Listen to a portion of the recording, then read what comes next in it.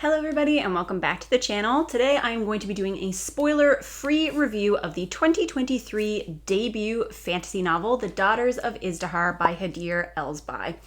This is one of the books that I had on my most anticipated list of 2023, and I was really lucky because as soon as it came into my library, I was able to immediately snatch it up and be the first person to get on there in order to read it. So I am super excited because I was looking forward to this just based on the description of the book when I was looking up what books to get to in 2023. But the fact that I could read it so close to the release date makes me really happy because now I feel like I can do this review and maybe bring in some people who either haven't heard of it or were considering it and wondering if it's a good book to read so close to its release. If you want a tagline for the book in order to judge whether or not this might be something for you or whether or not you want to continue along with this review, this book is an Egyptian-inspired fantasy that focuses on two women who can use elemental magic, and the plot focuses on women's suffrage.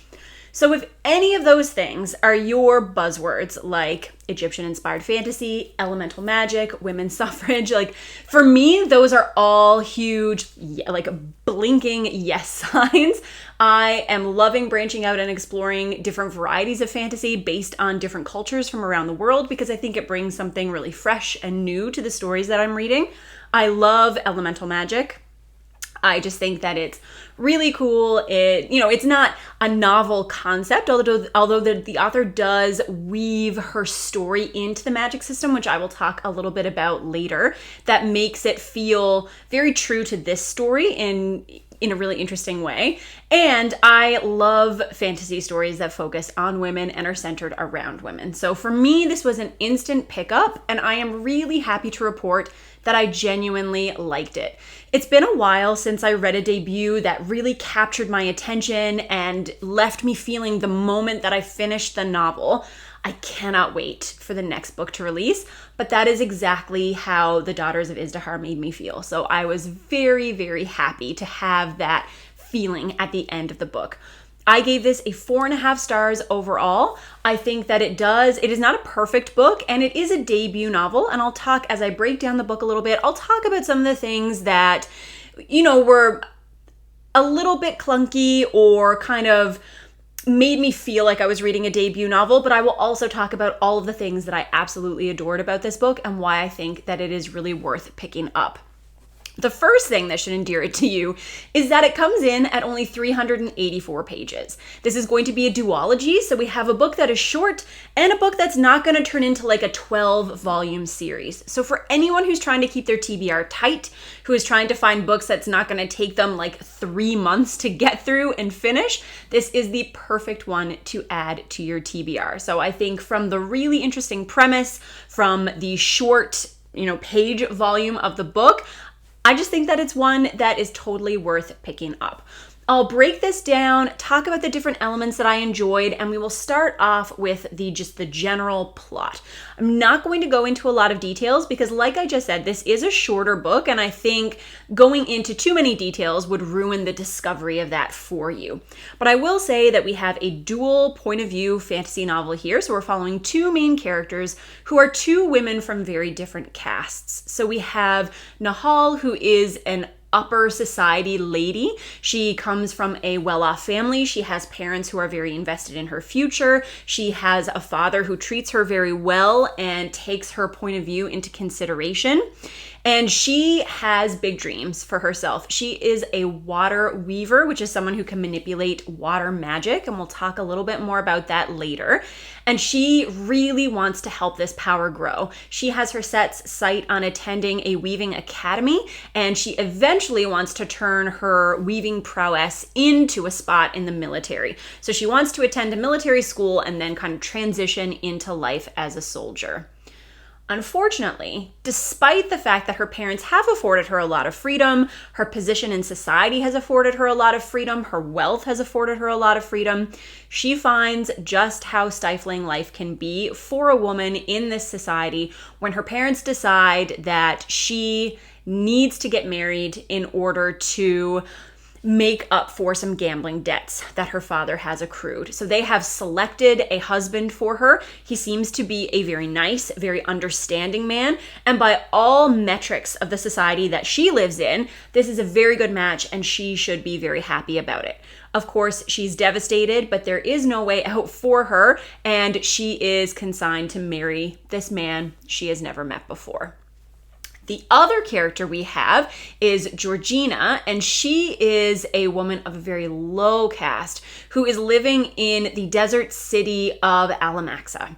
And so this is the place where the main story takes place. Georgina is struggling to help her family survive. She works at a bookstore and is torn between really loving her job, but not being able to show that she loves her job because the fact that she needs to work or the fact that she is working is really looked kind of frowned on by society. Her father has given her permission to work because he wants her to help out with the family. But I don't think that she's able to really express how much that work means to her or how much she cares about learning and scholarship. She, like I said, is working to help her family survive, and she is actually secretly a member of a group called the Daughters of Izdihar, which of course is the name of the book. And this is a women's suffrage group that so they kind of have a bunch of different roles. They are tied obviously to the suffrage movement. Their main goal is helping women obtain the vote, getting them a voice in parliament, but they also have a lot of community outreach programs. They help women who are in trouble, they fundraise, they provide medical services, education for women who don't have access to those things. So that's part of what they do globally. But because Georgina lives in a very different type of family than our other main character, she lives with a very vocal and abusive father. She cannot let anyone know that she is a part of this society. So she has this kind of secret community of people who make her feel like she belongs, who make her feel like she's important, but she can't tell anyone about this. And circumstances bring these two women together. So when Nahal gets married, she moves to this same city. And due to some difficulties in her own life, she also becomes embroiled with the Daughters of Izdihar. And so we get to see these two women interact, and there is an interesting twist on their relationship, but it's really fun to see how it blooms, how it develops, and how it moves forward. But that's all that I'll say, because getting into, like I said, more expansive plot details, I think is probably edging into spoiler territory because this is such a short book and it's very, very plot focused. I typically am a very character-focused reader, but I will admit that this book is first and foremost a plot-focused narrative. The theme is very important. The idea of women's rights and women's suffrage is inextricably bound to the plot, but it is a very plot-forward novel. So we just need to know that going into it. That's not to say that the characters aren't interesting. I do really enjoy our two main characters here. I just think that they do, and this is one of the ways in which I think this book really shows that it is a debut, is that the characters do remain somewhat surface level. They are very well drawn, they're very vibrant, they're very interesting characters, and I think that Elsby puts in the elements that would help her explore them to greater depth, that will help her put more nuance into the exploration of those characters. But in this book, it did remain somewhat surface level. There's a lot of really rich backstory for both of these women, and especially how they fit into what the goal of this book is and the world that they populate.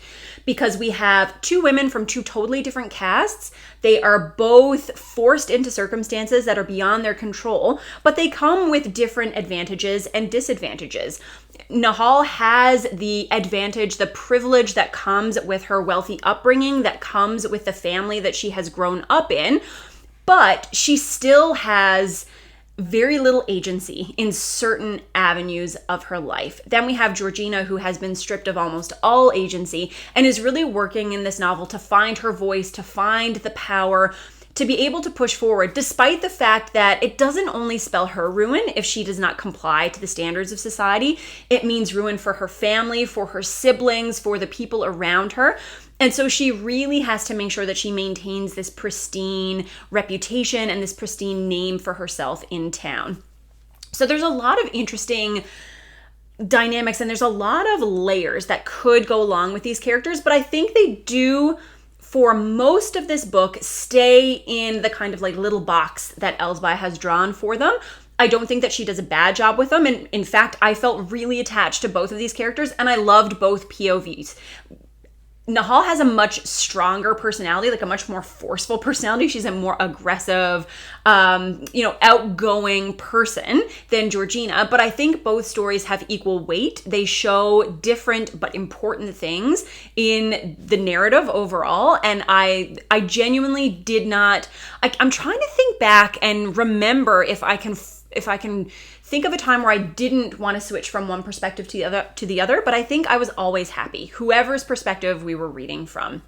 The secondary characters are interesting, and this is not a common thought of mine, but what I really thought would have helped this story was expanding the POVs, which is really strange because I'm usually like a single POV kind of gal, but there were some characters in this story who were super interesting and I wanted to know more about them. And just because of the size, the length of this novel, it just wasn't possible to explore.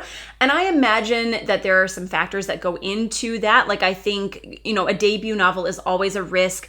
This is outside what we typically see as mainstream fantasy. So I'm sure that kind of bursting onto the scene with a 900-page novel is a much more difficult sell in this literary climate than, coming in with a nice, neat little like under 400-page book. So I understand the reasons behind it.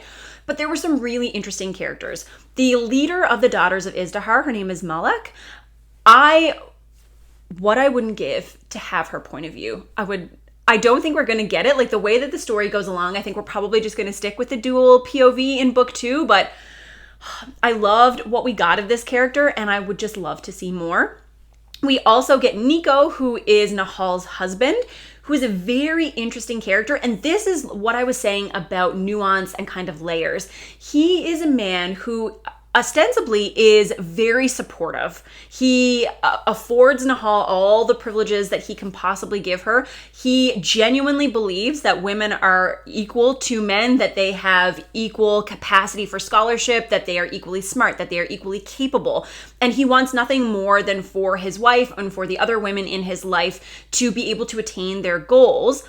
But he's also a very passive, non-confrontational man and sometimes fails to recognize the privilege that he has given his status in society. And that leads to some situations where he could probably do good for this kind of greater cause that permeates the book, but because he is so timid, he doesn't allow himself to kind of push forward with that and sometimes gets frustrated, especially with Nahal, who is, like I said, a very strong personality. He gets frustrated with some of the choices that are made, but there's a lot of potential for great character exploration here, and I really hope that we get to see more of that in book 2.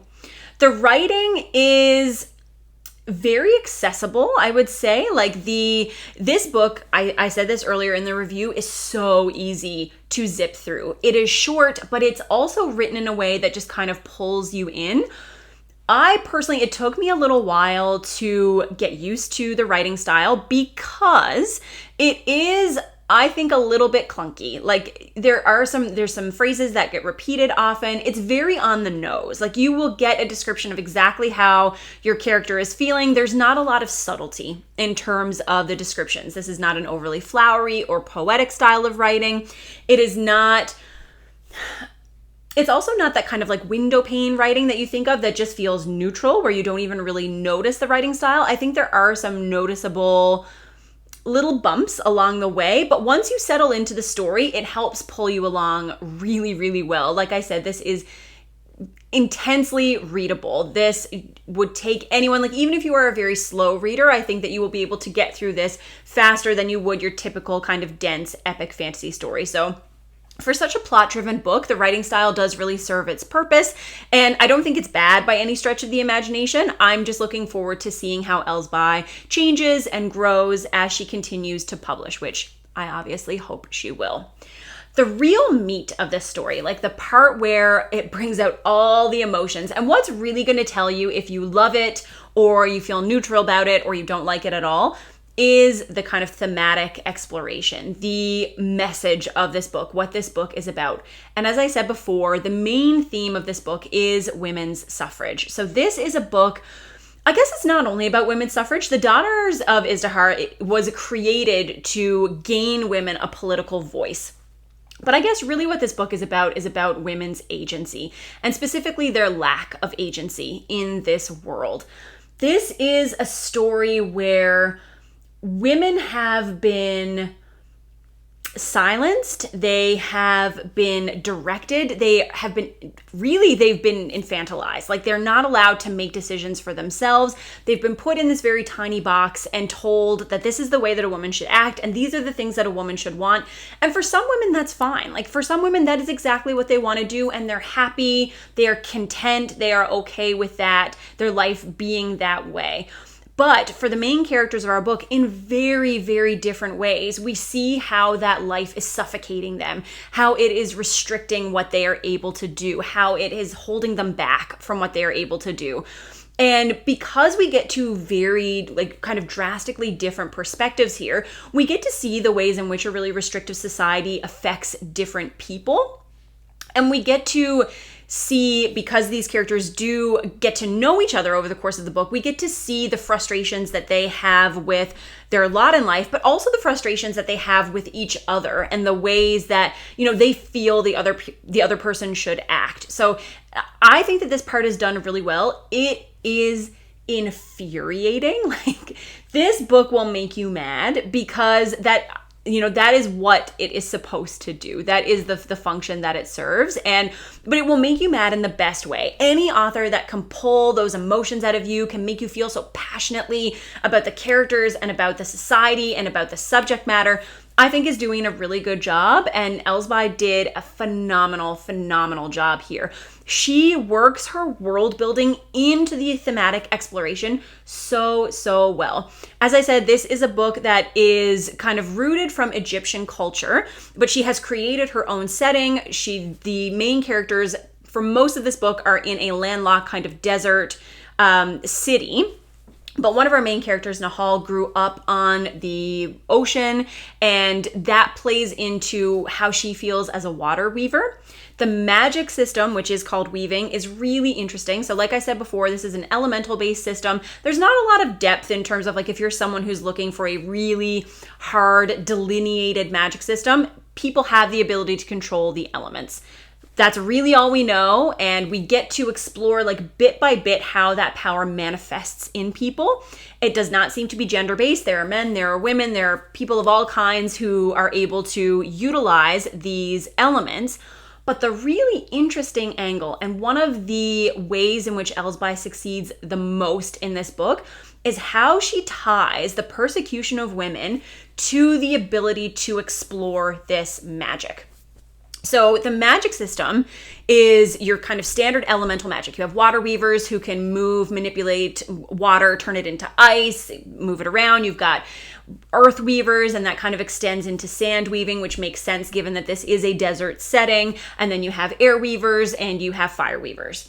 So the interesting part is that the magic seems very tightly bound to a person's psychological state or well-being. So if you are stressed, if you are frightened, if you are upset, anxious, worried, your magic is more likely to burst out. And especially if you don't have good control over your magic, things can very quickly escalate. And you can probably see where I'm going here, because we are in a society where women are not taught how to handle their magic. They're not taught how to move forward with their magic, how to learn from it, how to become better at weaving. At the beginning of the story, one class in the military academy has opened up to admit women. They have to pay their own tuition. They need permission from a male family member. And, between those two things, between the exorbitant cost and needing to have a male family member who's going to agree for you to attend, that means a very, very, very, very, very, very, very small percentage of women are actually going to be able to avail of those services. That means we have a huge portion of the population who have this magic, who don't know how to control it. And when the magic is tied very tightly to your psychological well-being, and you live in a society where you are persecuted, where you have no agency over your life, where your decisions are not your own, it's obviously really easy to lose control. And then you have a group of men who are going to come in and say, see, look at this woman. She can't control her magic. You don't see any men who can't control their magic. Obviously, women aren't fit to be able to be in a position of power or to be able to become weavers or be soldiers. So you essentially have a system that makes it impossible for women to control their magic, and then they are punished for being unable to control their magic, which is such a parallel to so many of the things that happen in real life. And this is the part of the book that is infuriating. It is rage-inducing, but in a very realistic way. And I think, like I said, Elsby explores this beautifully. It makes for an extremely, extremely interesting read. The rest of the world building is pretty interesting, but we didn't go into a lot of depth in it in this book. We basically have our kingdom. I think it is called Ramsawa, which is where the city of Alamaxa is. And then we have the neighboring kingdom. And there's a bit of tension between the two of them. And that tension comes from the magic system, from weaving. The kind of religious setup in this world is that there are a group of gods called the Tetrad, and the Tetrad each align with one of the main elements. So you have kind of one school of thought that people who have been blessed with the ability to weave have received a gift from the gods. And then we have another school of thought that believes that this is heretical, that this is kind of trying to steal the place of the gods, and that people should be trying to suppress these powers and never use them. And so there are kind of different points of view depending on where you live in the greater world, and this is causing a lot of tension between neighboring countries.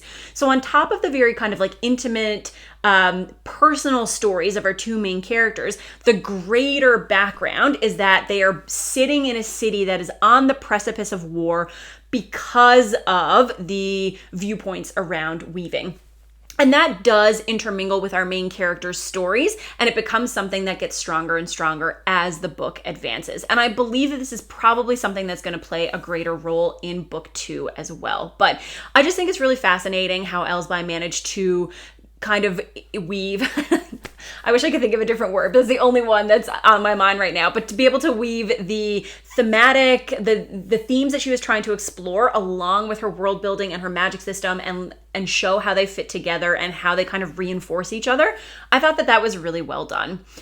Overall, I just thought this was a really fun, unique book in terms of setting and in terms of exploration of women's suffrage in particular. Like, this dives a lot deeper. There are a lot of modern fantasy books that talk about the role of women and the changing roles of women, but this is one of the only ones that I have ever read that dives into women's rights to this same degree. So I think that it feels fresh to me in that way. Like I said, the world building, the Egyptian inspired setting, the food, the culture, the colors, the architecture, all that stuff was really new and fresh for me, and it made this a very vibrant reading experience.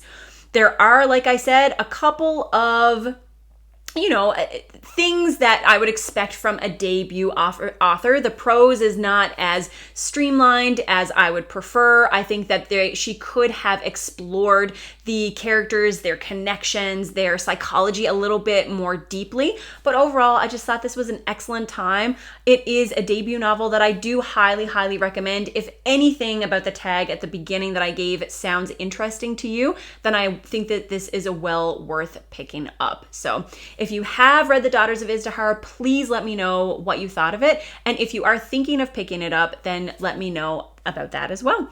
And I will see you with another video soon. Bye.